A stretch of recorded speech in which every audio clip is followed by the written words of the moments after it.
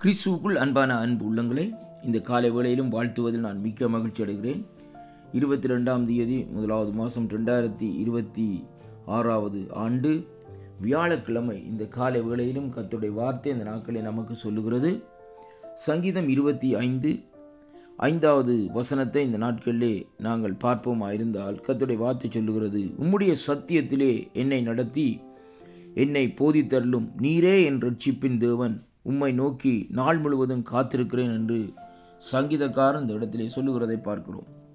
எனக்கு அருமையான அன்பு பிள்ளைகளே, இந்த நாளிலும் கர்த்தருடைய வார்த்தை இந்த நாட்களை நமக்கு சொல்லுகிற காரியம் என்னவென்றால், உம்முடைய சத்தியத்திலே என்னை நடத்தி என்னை போதித்தருளும் என்றும், நீரே என் ரட்சிப்பின் தேவன், உம்மை நோக்கி நாள் முழுவதும் காத்திருக்கிறேன் என்றும் கர்த்தருடைய வார்த்தை இந்த நாட்களிலே சொல்லுகிறதை பார்க்கிறோம்.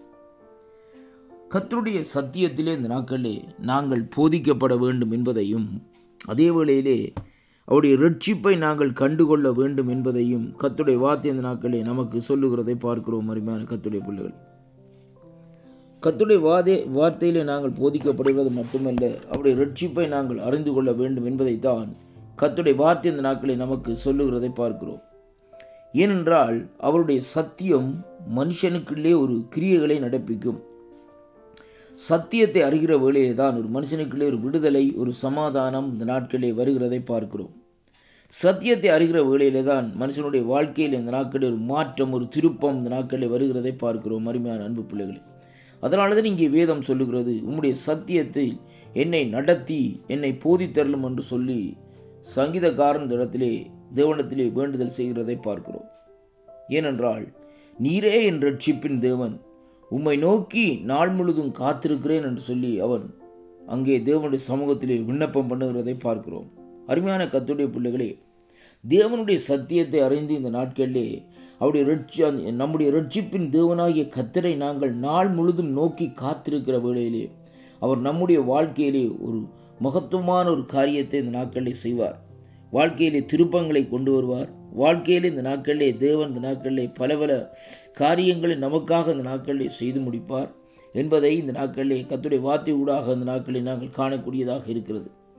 அருமையான அன்பு பிள்ளைகளை பாருங்கள், இதே சங்கீதக்காரன் இந்த இடத்திலே 4வது வசனத்திலே சொல்லுகிறான், முதலாவது உம்முடைய வழிகளை எனக்கு தெரிவியும், உம்முடைய பாதைகளை எனக்கு போதித்தருளும்.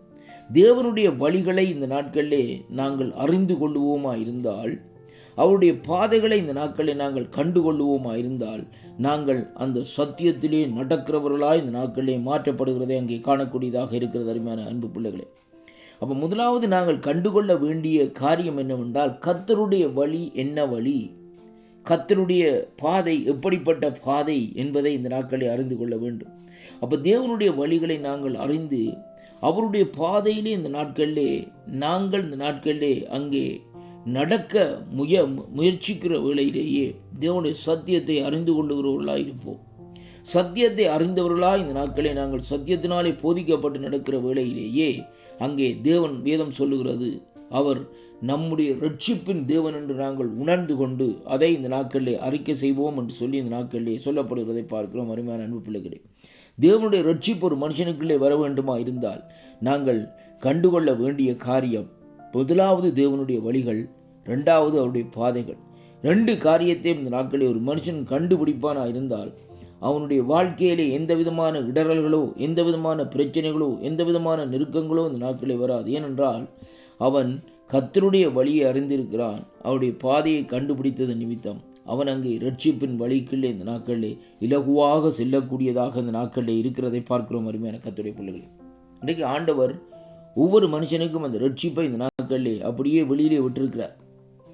விரும்புகிறவன் அந்த நாட்களிலே அந்த ரட்சிப்பை பெற்றுக்கொள்ளலாம். அருமையான கர்த்தருடைய பிள்ளைகளே, வேதம் சொல்லுவது, வருத்தப்பட்டு பாரம் சுமக்கிறவர்களே நீங்கள் எல்லாரும் என்னிடத்திலே வாருங்கள், நான் உங்களுக்கு இளைப்பாறுதல் தருவேன் என்று சொல்லி ஆண்டவர் சொல்லுகிறார். அருமையான அன்பு பிள்ளைகளே, அப்படியானால் நம்முடைய வாழ்க்கையில் இருக்கிற சுமைகள், வருத்தங்கள் மாற வேண்டுமா இருந்தால் தேவனுடைய ரட்சிப்பை நாங்கள் கண்டுகொள்ளுகிற வழியிலே அவருடைய வழிகளை நாங்கள் அறிந்து அந்த வழிகள் பாதைகள் மூலமாக இந்த ரட்சிப்பை சத்தியத்தை அறிந்து இந்த நாட்களை ரட்சிப்பை கண்டுகொள்ளுகிற வேளையிலே அந்த வருத்தங்கள் நமக்கு நீங்குகிறது போல அங்கே நாங்கள் தேவன் அண்டையிலே ஒரு பரிபூர்ண சுகத்தையும் ஒரு சமாதானத்தையும் ஒரு விடுதலையும் இந்த நாட்களை பெற்றுக்கொள்ளக்கூடியவர்களாக இந்த நாட்களில் இருப்போம். அதனாலே கர்த்தருக்குள் அருமையான அன்பு பிள்ளைகளே, தேவனுடைய வழிகளை அறிந்து கொள்ளுங்கள். அவருடைய பாதைகளை இந்த நாட்களை நாங்கள் போதித்து தரும்படியாக கேட்க வேண்டும்.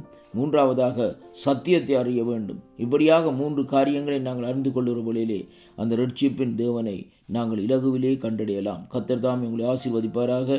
இந்த வாக்குத்தத்தம் உங்களுடைய வாழ்க்கையில் ஒரு திருப்பத்தையும் மாற்றத்தையும் இரட்சிப்பையும் கொண்டு வரும் என்று நான் விசுவாசிக்கின்றேன். வாக்குத்தத்தங்களை விசுவாசியுங்கள், தேவனிடத்திலே திரும்புங்கள்.